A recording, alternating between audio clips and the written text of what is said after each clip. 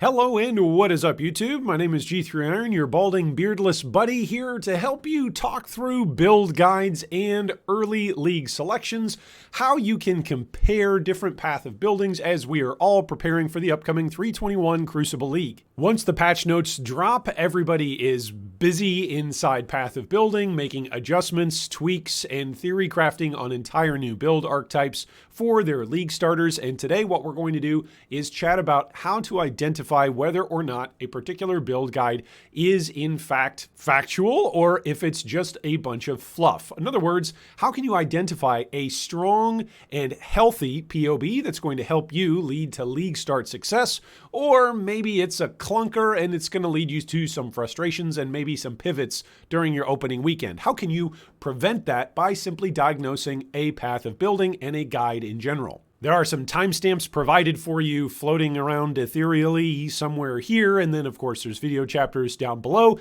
and there's going to be loads, oodles of information down below in the video description, including all of the path of buildings of all of the things that we will be referencing, as well as all of the video guides for all of the things that we will be referencing throughout today's discussion. At the very end of the video, I'll ask a discussion question, which you can, of course, comment on with your responses, and I'd love to hear all of your feedback. Of course, if at any point during the video something comes up, or I misstate something, or there's a typo, or I'm just wrong about something, feel free to correct me down below in the comments. A little bit about my credentials and my background in doing build guide comparisons. So I've been doing various methods of PoB comparison since basically June of 2018 for various Patreon supporters, for Discord friends, and for in-game community guildmates in Path of Exile. And what I've found over the years is there's a couple of different methods, a couple of different approaches, a couple of just generic, general things that are very, very helpful across the board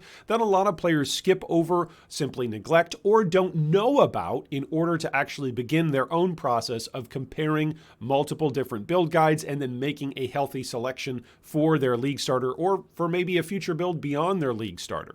In addition to doing all of these different build guide helps since 2018, we've also done a very special, that was in the midst of a lot of different life transitions, but a very special build of the week video playlist that featured more than 30 different build guides that we went in and did. Believe it or not, there was actually a point in time where Grinding Gear Games, the designers of Path of Exile, didn't actually host Build of the Week. It was actually kind of on pause. And so we didn't like that as a community here in Good Guy Gaming. We wanted to see lots of different builds showed off, lots of different techniques and tricks and various ways to interact with game mechanics. And so we went in for about 30-ish or so videos and did that, displayed different various mechanics and various PoBs and various approaches to Path of Exile that were maybe some more unique approaches to how to play the game and interesting mechanics that a lot of players otherwise wouldn't have known about. Besides for build of the week stuff that we did from 2019 through 2020, more recently, since I've come back from taking my year hiatus from Path of Exile,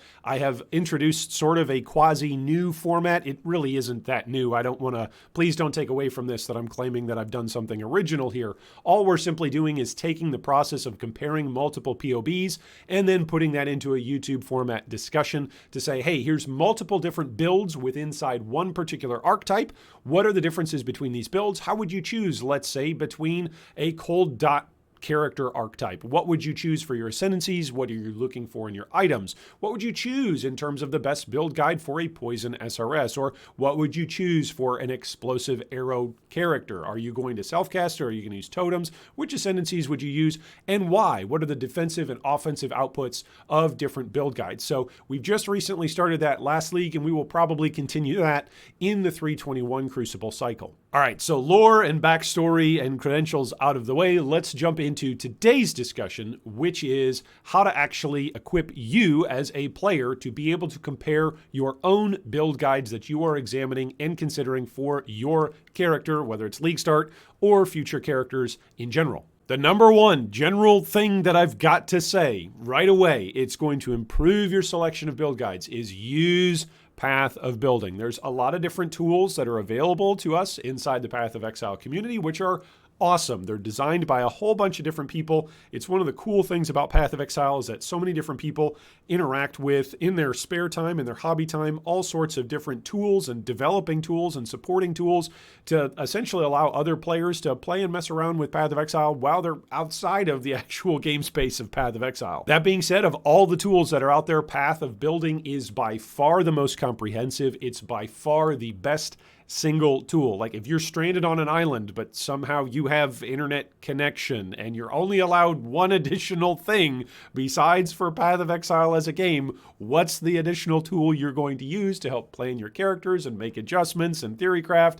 The answer in this strange hypothetical scenario, at least for me, is going to be to take Path of Building alongside me. When you're looking at Path of Building, there are a couple of different category areas to keep in mind, and we're going to take a look at each of these as we do some hypothetical comparisons, some examples for you today. So there is the configuration tab that is in blue here displayed on your screen. That is essentially what I like to call your conditional hub. It's got a whole bunch of conditional statements that are going to impact offensive and defensive numbers for a particular character. If you do not check the configuration tab as you are comparing different builds, you might actually walk into a scenario where one particular build guide is actually created for doing, let's say, super endgame content and super endgame bossing versus another Path of Building that's maybe the same character archetype, maybe the same ascendancy, maybe the same active skills, but it's actually configured for a different purpose. And so there's going to be very different numbers, and potentially there's going to be mistakes in your own judgment and your own evaluations of those builds if you do not check the configuration tab. Next up is the calculation hub, the numbers hub. This is where a lot of the math is actually on display inside Path of Building. If you want to know how particular choices that you are making on the passive tree with your itemization, with your ascendancy, with any sort of decisions that you are making that has a numerical value for your character, then Calcs is the place to go. It's displayed in green here on our little example. You're going to want to go and check out the numbers hub to see exactly how a build ticks. If you've got a question about, well, why is my build not pumping out quite the damage, or why is my build not quite as defensive as this particular build guide? What's going on? What am I missing? Oftentimes the answer to that question is found in the Calcs section, the numbers hub of Path of Building. Next up is the offensive stats hub. This is going to be displayed continually while you've got Path of Building open. It's always going to be there, whether you're in the configuration tab or the Calcs tab or item skills, anywhere you go. This left-sided portion of Path of Building is going to be available for you, and it is going to show you the various offensive stats that are going to be attributed to your main skill that is clicked as active. There's a tab directly above what is displayed attack damage. A lot of players don't realize this. Sometimes a particular Path of Building will be saved by a build guide creator that will actually have a secondary skill for whatever reason clicked and selected, and a player might go in, take a look at the Path of Building and go, hey, this damage looks really pathetic. What's going on here? And the reason is because they've actually got a secondary skill selected that they're observing, rather than their main offensive skill. Vice versa can also be true, by the way. You also might actually have the main offensive skill shown with just massive, massive numbers, but then there's also secondary skills that are going to be boosting that, and a player might not realize that. So paying attention to those offensive stat areas, taking a look at numbers, including the full DPS numbers of a build, are going to be very, very helpful for you to understand what exactly makes the build tick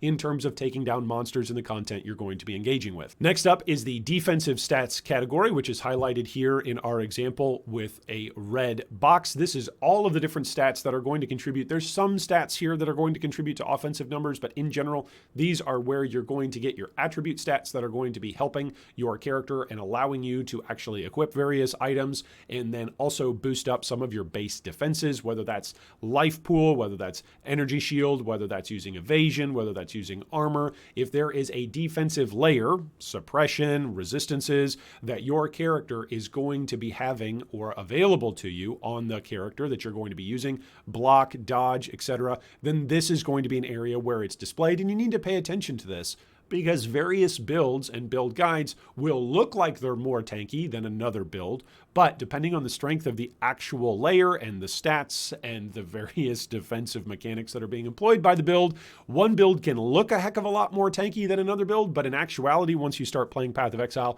it's different. So you not only need to pay attention to these numbers that are on display, you also want to see what mechanics are being used by a particular build to employ some defensive layers. One quick example of this, some players out there and at different points in time in the history of Path of Exile will have experienced that evasion is a particularly strong defensive mechanic. At other points in time in Path of Exile, and other players will prefer and will be able to state that block is actually a much better version of a defensive layer.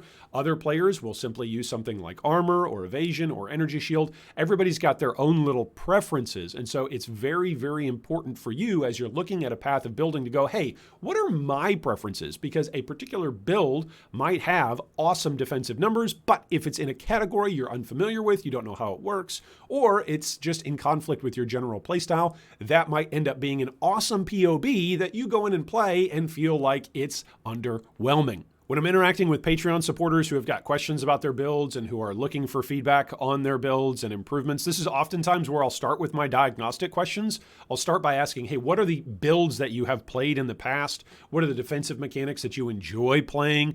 Oftentimes, that's where there will be a rub in a player's decision for a particular build. If you've got, for instance, a player who's never played a CI, a Chaos Inoculated character, and then all of a sudden they come in and they go, hey, I'm trying to follow such and such build guide that's 100% dependent upon energy shield. Well, oftentimes that's where there's going to be a layer of friction or confusion, either dissatisfaction or simply a misunderstanding of how a build scales. And so that's oftentimes where errors can be made. And wherever there's an error that gets made, by the way, in any of these processes, it's an opportunity to learn. So don't just think that because you or I have made an error in the way how we are reading a path of building or building our own characters for ourselves, that that is inherently a problem on the build guide creator, on the, YouTube, Twitch, community member, etc. It's not necessarily something that's being deceptive. There's a lot of name calling that gets thrown out around this time of the league where lots of different players, essentially name call one another as being, fake build guides or misrepresentations of what a build guide can actually be. Again, a lot of that actually flows out of frustration in a player not understanding what they are expecting a build to do. It might not actually be a legitimate problem with the build. There are some build guides out there that are legitimately fluff build guides, and I want to help equip you and educate you to be able to identify those. But I also want to equip you and educate you to be able to set expectations of what build styles you want to play, which will help you in the long run evaluate the build that you select for league start or for additional characters down the road. There's a couple more general categories inside Path of Building that you need to be aware of. There's the Items Hub. This is massive. If you go into a new Path of Building and you are checking it out to see whether or not it's going to be valid for you, let's say in a league start scenario, if you go into the Items tab and it is filled with, let's say, 3 or 4 different uniques, it's got a unique flask setup, it's got a unique piece of jewelry, it's got a unique weapon or 2, and a unique piece of armor or 2. Well, at that point in time, for me, as a player where I'm at, I oftentimes, even though I love economics and I love trading inside Path of Exile, I will look at that build and go, that's a lot of uniques at league start. That's going to require a lot of trading, a lot of currency. It's going to take me a while to actually ramp up to get the build to where it needs to go. Now, I, as a veteran player in Path of Exile, generally sort of am comfortable getting a build in general from a league start scenario to a position to be able to purchase uniques, but not everybody is. So going in and looking at the item hub is very, very important to identify, is this actually a build guide I can follow and get to the point where I need to be, so that way the build is actually going to be able to perform as it's displayed in Path of Building. Items are a massive part of player power and character power in Path of Exile, and if you can't acquire the items that are on display, whether they're unique or maybe they're rare as well, if you can't get to the items that are recommended by the build guide creator, then, well, the build's not going to perform as it's displayed in a Path of Building configuration. So you're going to want to check that item section out and see whether or not those items look like something you're familiar with crafting, you're familiar with attaining, or you're familiar with purchasing in the economic environment that is softcore or hardcore trade league. Displayed here in purple is the tips and helpful guide info. Oftentimes build guide creators will include maybe a link to their forum guide, a link to their website, or simply some additional notes that are helpful for you as you are league progressing. This has probably been one of the biggest developments and changes and iterations inside the Path of Exile community over the last 5 or so years as I've been doing all of these different build guide creations. It used to be the notes section was like there if there was 1 or 2 maybe sentences for someone to use something. But over time, more and more players are sticking full-length forum post-length guides, like entire YouTube scripts, like books worth of information inside the notes tab of Path of Building. And that's ultimately very, very helpful. That is there for you as the player to be able to take advantage of and learn how exactly to do something. Some build guide creators will go into the notes section and explain what they're doing in the configuration tab or in an item situation, or what style of content the build is meant to take on in general. So make sure you check out the note tab. I will say this, there are some massive influencers inside the Path of Exile community, some wonderful hallmark names in PoE who don't add a whole lot into these notes sections. I don't blame them for that. Nobody should be throwing rocks at these people or calling them names on the internet if a notes section is empty. I do just want you to be aware, if a notes section is empty, that you might be going into something with questions and maybe the build guide creator has got a YouTube video that's associated with it, then they're expecting you to watch that, or maybe they've got other information posted elsewhere. But ideally, inside the notes section, there is going to be details that are going to help you answer maybe some frequently asked questions about the particular build guide. Next up in teal is the Skill Gem Hub. You need to be checking this out. For instance, I've got an example for you. I had 2 different Patreon supporters who came to me with similar archetypes, and they were wondering what's going on with our builds. And as I was looking at both of their builds, I noticed that for one player, they simply didn't have any of the defensive skill gems equipped that were prescribed for the build guide that they were playing. I know that that's just like a derp, oh wow, I forgot. But they were wondering why they were dying a whole bunch.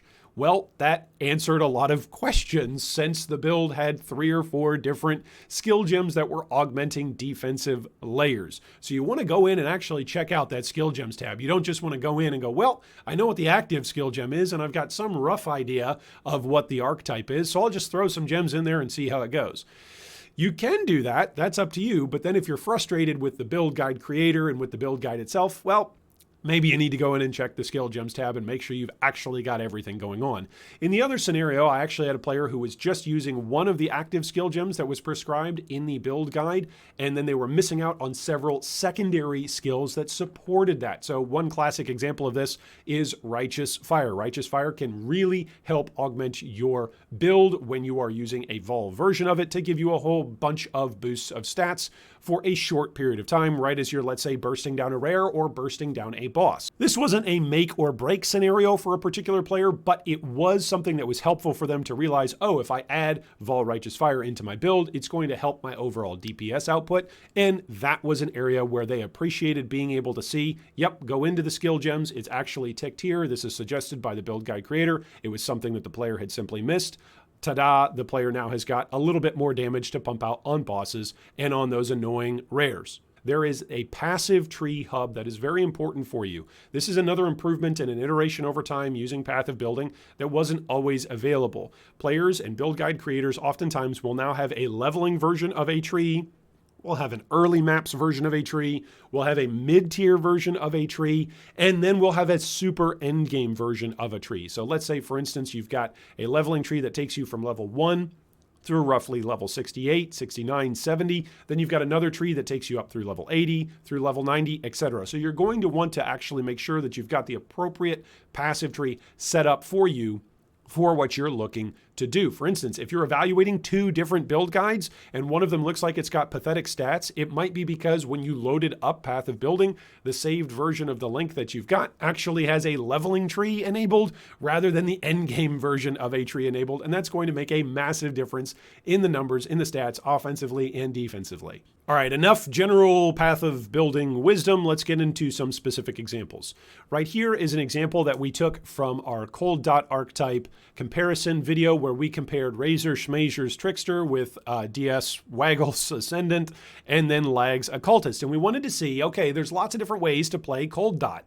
what are the differences in a couple of different approaches to cold dot. And so we did that last league. We saw that there were some full DPS differences. We saw that there were some defensive differences in each of these particular build guides. We saw that there's differences in their itemization as well as in some of their configuration. When you are looking at a build guide, you need to know what's actually contributing to the full DPS numbers. So for instance, in each of these builds, you've got a overall dot DPS calculation. You've got Creeping Frost factored in, you've got Cold Snap, and you've got Vortex. So right away, this is going to tell you, hey, this is a multi-button build. There are lots of different skills that are coming into play to contribute to my overall DPS.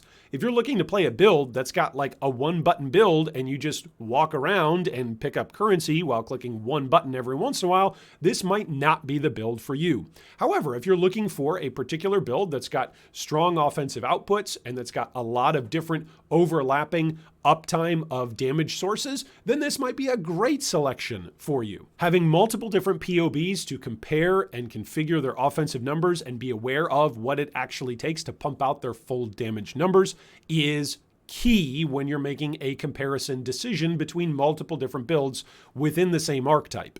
The following numbers that are now behind my floating ethereal balding face is from Yin Kush's 321 League Starter for Deadeye using either Ice Shot or Lightning Arrow or Tornado Shot. And what we're doing here is we're taking a look at that calculation tab to see exactly where the damage is coming from for the various options that we've got for active skill gems. This is particularly useful and helpful when you've got a character that is using an aura to, let's say, convert some of your damage. And maybe you're going in and you're wondering, why isn't my damage as I'm leveling feeling as good as what the build is promising? Well, maybe you're not yet using an aura that is going to help you, such as Hatred, or maybe you're not yet at a spot where you've equipped a particular unique item that is going to allow you to either convert your damage or unlock a particular mechanic that is really going to act as a more multiplier or a massive source of increased damage to help you improve. Looking at the calculations tab is going to tell you exactly where your sources of damage are coming from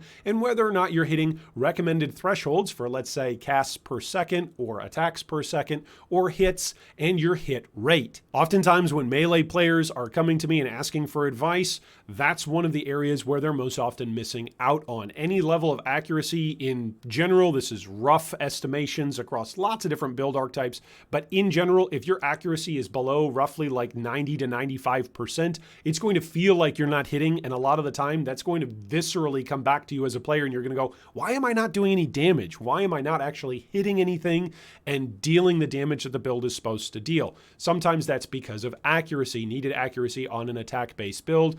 There's lots of different ways to approach this, to solve this. Each different build guide is going to do that in different ways, whether that's through various combinations of the passive tree or itemization. But I just want to encourage you, if you feel like, hey, my damage isn't quite where the video was or the build guide was or the path of building was, one place to check, the best place to check for your offensive outputs and an explanation for why your offensive outputs are the way they are is underneath the calculation tab. Besides for comparing offensive categories, you also need to compare defensive categories.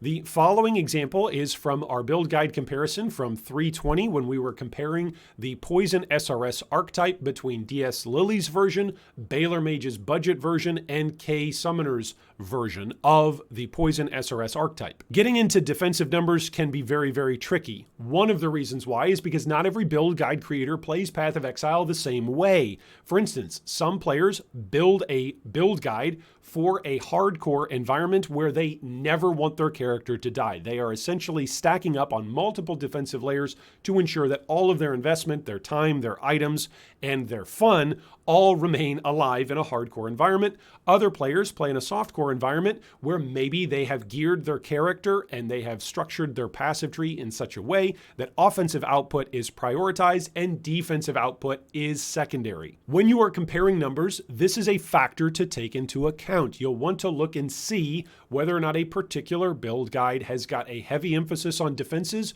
or a relatively secondary approach to your defensive layers, and you're going to want to pay attention to what those defensive layers are in a particular patch cycle. Is block particularly strong? Is suppression particularly available? Are you playing a character that's maybe in a spot on the tree where block is really tough to reach or suppression is really tough to reach?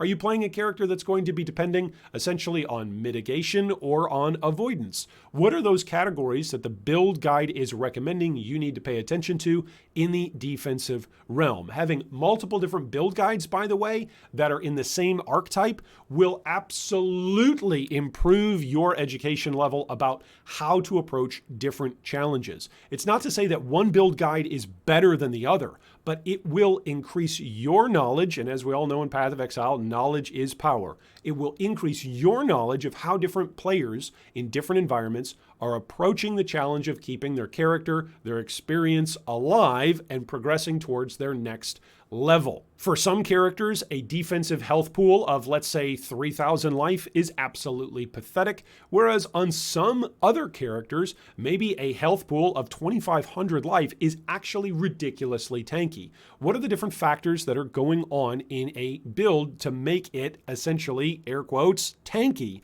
There's lots of different factors involved, and having multiple different PoBs that are opened up that you can compare against one another is very, very informative and will absolutely revolutionize the way how you evaluate builds and play the game and keep your character alive. I'm saying this not only because this is prescriptive for you all, but this is something that has helped me over the years. Genuinely, you will see a vast improvement in your own survivability playing Path of Exile and designing characters if you simply take 2 or more different build guides and you compare their defensive numbers and you really sit down just for a moment. I'm not saying take a whole day and do homework in Path of Building, but just for a moment go, why does build A have health pool X and build B have health pool Y? What is the difference going on here? Now, one disclaimer here, Path of Building doesn't value every single particular defensive layer in the same way. So there are times where particular defensive layers and approaches such as evasion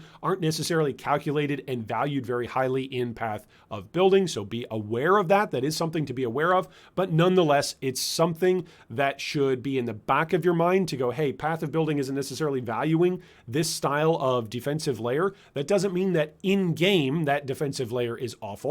It does mean that the numbers and the survivability on Path of Building is going to look different. So again, be aware of that. Don't just look at one build and then another build and go, well, this is an evasion build, and so it's automatically worse than a block build, or this is a block build and it's automatically worse than a CI build. There's differences, there's nuances here, and actually looking at those differences in Path of Building can help inform you as to your preferred playstyle and then allow you to make a better decision and a better build in the future. In that section on the left-hand side of Path of Building that is always going to be up, there are a couple of stats to be paying attention to.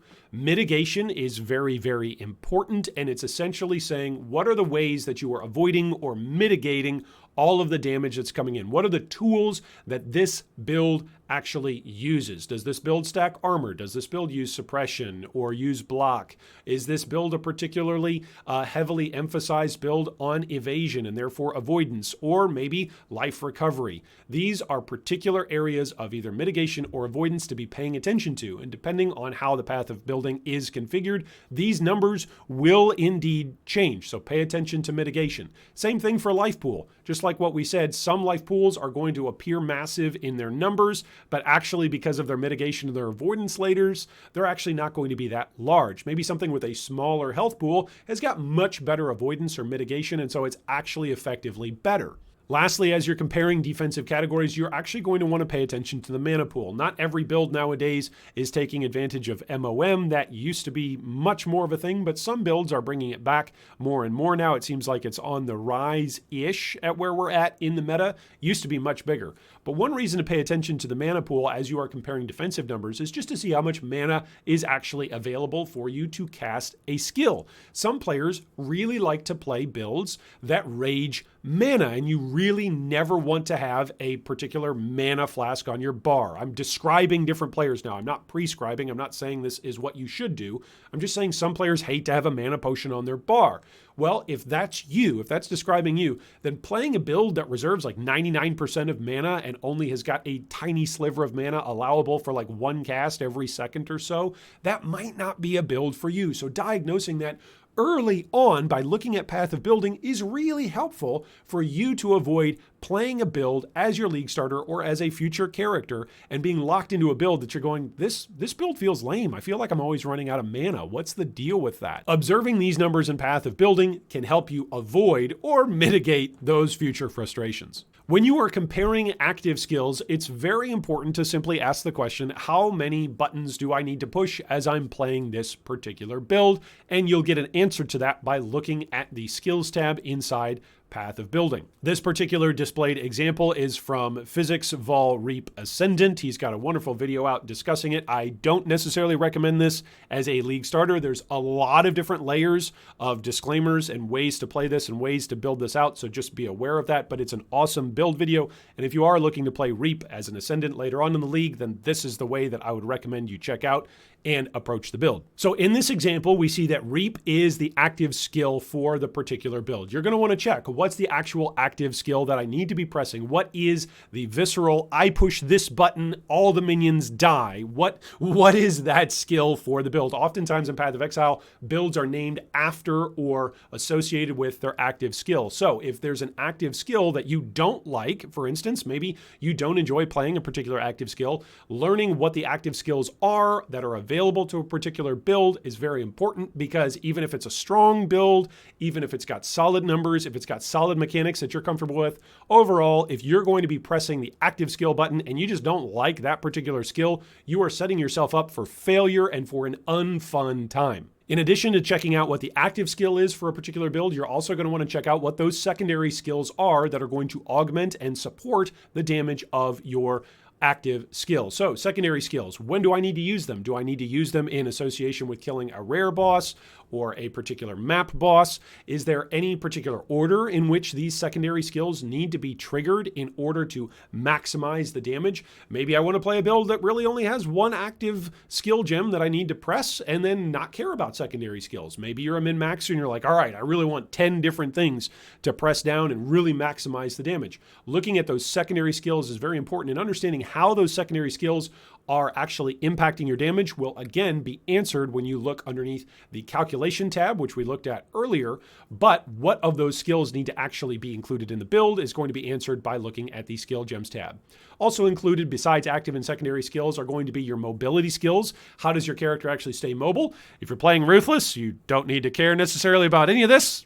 Although Ruthless is now getting a long cooldown dash. What the heck is up with that? Anyway, also you're going to want to take a look at what reactive defensive skills you've got, most notably called guard skills in Path of Exile nowadays. But there's several different reactive gems that you might want to be using. For instance, Vol Rejuvenation Totem, or maybe like Vol Arctic Armor. These are things that might not necessarily be thought of in ways of traditional guard skills like Steel Skin or like Molten Shell, but they are defensive reactive skills that are tools that are available to your character to help you stay alive in difficult scenarios. Lastly, you're going to want to check about Reservation. In addition to what we just said about having mana enough to cast for active skills in the previous slide, we also want to make sure that we actually know what we're doing with reserved mana. So there's a lot of different power levels that are available in Path of Exile through auras and through reserving mana and reserving portions of your life. And oftentimes there's some tricky calculations going on to actually getting these things set up. What level you can do this particular configuration at, if there's uniques that are involved, if there's particular items that particular gems need to be socketed in, if there's particular uniques that will unlock a reserved skill for you to be using, for instance, like in a Poison SRS environment, and you've got the Covenant, which then unlocks added support gems for you, and then United in Dream, which then unlocks level such and such Envy. Like, all of these things are going to be very important for you to know going in and making a selection of a build. If you're not comfortable with how to reserve the mana, if you need high levels of enlightenment and power in order to make the build actually tick as the build guider has created it, you're going to want to know that going in ahead of time, so that way you can actually be aiming your character to acquire those gems, to acquire those items, to unlock those big power boosts that are hidden behind reserved mana. So you're going to want to know that, and one of the ways that you can find that out is actually by going in and taking a look at the skills tab and looking for any skills that are reserving life or mana. Next up is a tricky and controversial one. You need to be able to compare gear. Now, what is displayed here behind me, the compared stats come from Cairns Crucible Bone Shatter's Slayer. So if you want to see that, the video link is down below in the video description if you want to walk through his particular League Start build configuration. But one of the things that I loved about what Cairn has done is he's displayed multiple different configurations for item sets. He's got an early endgame armor max res configuration, he's got an item set for suppression, and he's got an item set for super endgame. When you are comparing gear and looking at gear on a particular path of building, it is important to note, as we've already said, look for unique items, look for rare items and whether or not you're comfortable crafting them or trading for those particular items, and look and pay attention inside a build guide creator's path of building, whether or not they've got multiple different item configurations set up. This is especially important when you're comparing two different PoBs. If you're saying PoB 1 clearly has better damage but worse defenses, and PoB 2 clearly has better defenses but worse offenses, you want to actually check and see, hey, is there an item set that I'm missing here? Maybe there's actually a more defensive-oriented option for one build and a more offensive-oriented option for another. Ideally, you're just getting, super endgame items, and we're all just going to have Crucible weapons that are all super-duper unlocked and super-duper mirror-worthy, but we all know that's not the way how Path of Exile actually works. So you want to make sure that you've got options and an approach that is going to allow you to actually approve and move forward with the build guide that you've selected, including the items that are required to make that build tick at the highest possible levels. Itemization, by the way, is oftentimes where a lot of players will get baited into a build that is a fluff build guide and they just didn't realize it. It's not necessarily through any fault of a build guide creator. A build guide creator who's been playing Path of Exile for 10 years, who can easily acquire awesome endgame gear because they've got a well-proven, repeatable strategy for them to be able to both craft as well as acquire currency to craft particular items. Like, that player might have like early endgame items set up and displayed, and other players who are new to Path of Exile might go, I've never had any item that is anywhere close to that power level in my 3 years of playing PoE. I saw somebody on the forums the other day give a great quote. Path of Exile is like the only game where you can have 2,000 hours played and you're still considered a new player. And for better or for worse, that sometimes is the case, and itemization is oftentimes where players make a mistake in selecting a build, not recognizing exactly the power levels that are unlocked or that are hidden behind particular item configurations and item sets. So all of that is to summarize and to say, make sure when you're picking a build guide, you don't just look at the passive tree and go, yeah, that's a passive tree I can follow. We all can follow a passive tree in theory if we're getting the experience that we need to unlock those passives. What we can't all do is necessarily craft and acquire the items that will allow us to push the content to get those later on levels and to fill out a passive tree. So go in, check the gear configuration, take a look at the items, see if they're absolutely bonkers awesome or if they're relatively achievable for you and what the timeline is for achieving those items will be for you in a League Start environment or after your League Starter as you accrue currency throughout the life cycle of a league. In addition to comparing itemization sets, you actually want to go in and compare passive trees. This is helpful for a couple of different reasons. It's a feature that's available in Path of Building. You can go in and select different passive trees that a build guide creator might have opened up for you and planned out for you. Oftentimes, build guide creators will have something like is displayed here with Cairns Crucible League Starter for Bone Shatter Slayer. He's got an Act 1 tree, an Act 2 plus tree, an Act 6 tree, a Resolute Technique pathing tree to make sure that you get Resolute Technique so that way you don't have to worry about accuracy early on. Cruel Lab, Blood Aqueducts through Act 10 Katava, Early Maps, Uber Lab, Early Endgame Suppress, and Super Endgame. He's got all of these different trees to help take a player from where they're at on League Start when they wake up on the beach and there's one zombie to kill all the way through the endgame taking down Uber Pinnacle bosses. Make sure you've got the right tree selected for the areas and the spots where you're at. Make sure even you can compare trees. Sometimes I've seen some build guide creators accidentally have have overlapping trees or misnamed trees. So you might want to check that out before you just go in and assume that it's absolutely awesome. And then there's also this awesome feature that's now available where you can compare trees. You can see that floating kind of over there near my bald chin.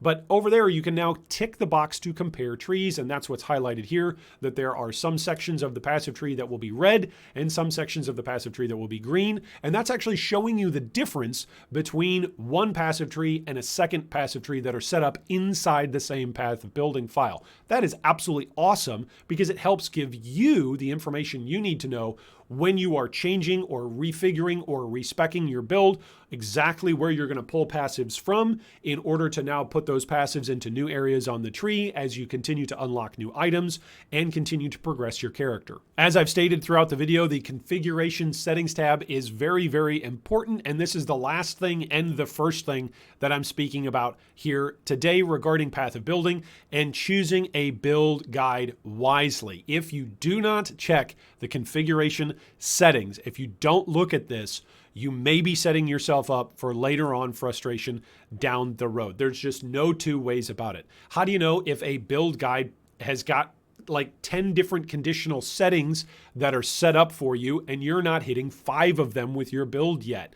You will feel as though the build is not reaching its full potential, especially numerically, based off of what you saw promoted in the build guide and what your character is actually experiencing in game. There is nothing that feels worse than this. Going in and looking at a build guide path of building configuration after you've played a build that's not working and you go, oh, if I would have looked at the configuration setting, I would have known. Oh, why didn't I do that first? It seriously is one of the worst feelings because it means that you made a mistake and it was a preventable mistake. So this is one of the reasons why I'm belaboring this a little bit today. Go in, check the configuration settings, check and see if there's any custom data. Sometimes when new patch notes come out or as we're playing around and messing around with new league mechanics, for instance, with the 321 Crucible League, there's new league mechanics for new weapon passives. Players might actually be importing those weapon passives in for theory crafting purposes, and you might be looking at a build that's actually more theory craft rather than league starter recommendation, and you're going to go in with unhealthy expectations of how the build is going to perform because they've added some custom modifiers in their theory craft that you're thinking are legitimately usable and acquirable for you in a league start environment, and that's just not the case. So prevent yourself from having a headache and from having all sorts of layers of miscommunication. Go in, take a look at the configuration settings, see if there's a whole bunch of things ticked. Pay attention to what is checked, pay attention to what sort of level of monster you're encountering and what you're going up against, and take a look for custom modifiers to see if there's anything there. Sometimes, just because there's something there doesn't mean it's bad. Sometimes players have included custom modifiers, let's say for Vol Timeless Jewels or for different other new mechanics that are going to be coming available or that are essential for a build. Maybe there's some notes even that are included there in the configuration settings tab that are important for you. So just take a look there. You're saving yourself a headache in the long run. Before you actually play, check a configuration settings tab on a build guide. Well, thanks so much for joining us, everybody, today for our discussion about how to compare builds and choose a league starter wisely, how to essentially avoid the fluff and find the facts for the best build guide for you for the upcoming league and the ongoing 321 Crucible League.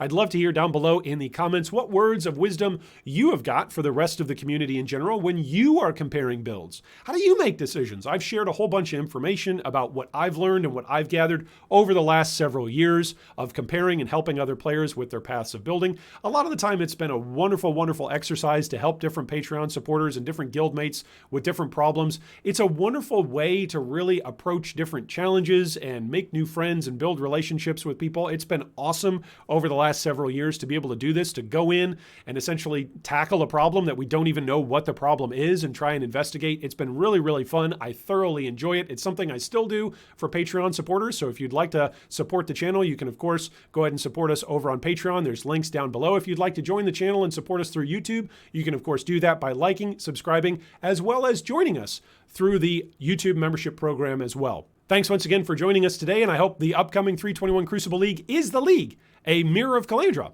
drops for you. Thanks for watching that video. If you'd like more information on any of our discussion points today, you can see them down below in the video description. If you'd also like to join our Discord or support our Patreon, you can do so with the links down below. Thanks again, and big shout out to all of our Patreon supporters.